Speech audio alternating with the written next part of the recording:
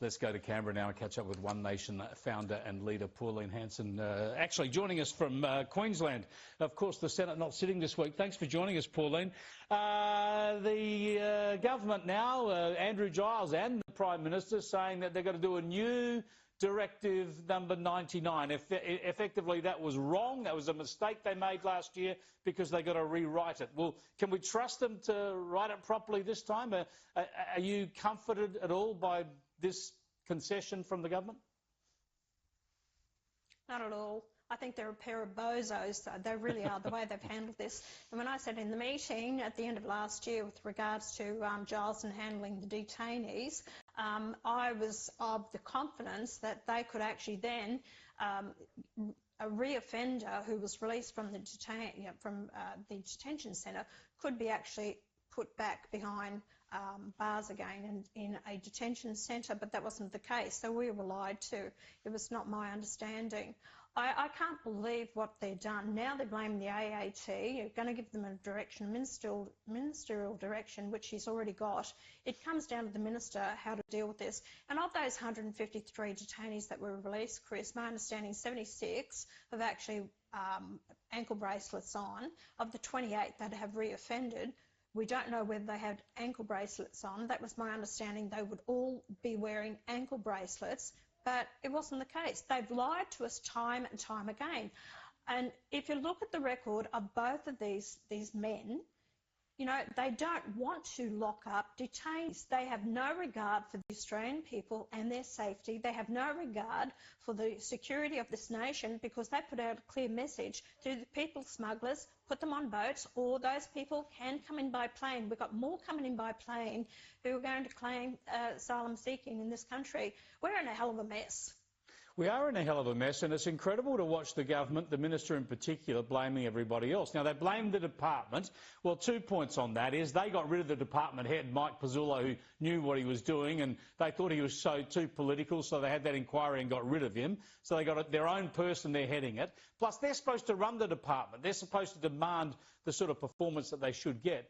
And secondly, they blame the AAT. Now, here, the Administrative Appeals Tribunal, again, they've shaken that organisation up dramatically. They've fobbed a lot of people off, put their own people on there. In fact, they're going to reconfigure it as a new organisation. So that's their people delivering those outcomes as well. And again, in that case, it's up to the minister to be vigilant about what's going on, what's being upheld, what's being overturned, and make sure he acts before it turns up in the newspapers on the TV news. That's the only time he acts, is when these horrible cases turn up in the media.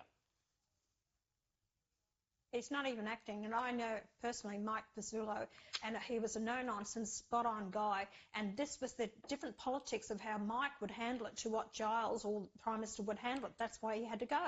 So they're both soft, they're bleeding bloody hearts, and not good for the country. So people have to realise this. It's where your vote goes, who you're voting as the next government. If you return this pair, well, I tell you what, along with the rest of them, we're going to be worse off now in the future down the track unless we do something about it. Well, he's got the minister now having to rewrite, effectively scrap his directive and come up with a new one.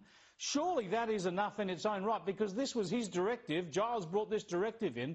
Surely he has to go. He has to go.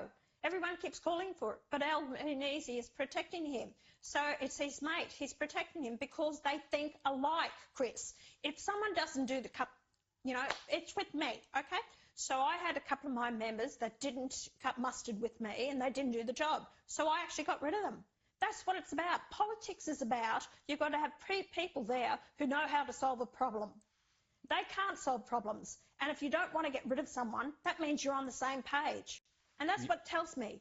They both think alike. Albanese won't get rid of Giles because Giles is thinking exactly the same way as Albanese. Albanese is the most pathetic, gutless Prime Minister I have ever known. And I actually am so angry with him in the leadership role of this nation that I cringe when I see him. I cringe when I hear their policies. I cringe for the future of this nation. And especially last night, watching that show with Josh Frydenberg, I cringed with his comments that he shows he's a gutless wonder. He shows no compassion for what's happening in this country. He was pathetic to listen to. Julia Gillard showed more leadership in her comments than what he's got in his bloody thumb, in his little finger, and even Peter Dutton did. He's just, it shows me again, he is sitting on barbed wire fence. He's trying to appease so many people here, but also sticking up for his own values of what he stands for himself.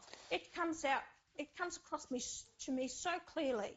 I can see your frustration. I was going to ask you about the documentary. You've gone there anyway. I agree with you. Julia Gillard seemed very strong and forthright. There were a lot of clarity about her values when it came to Israel and our country, and just waffling from the Prime Minister. We get that too often.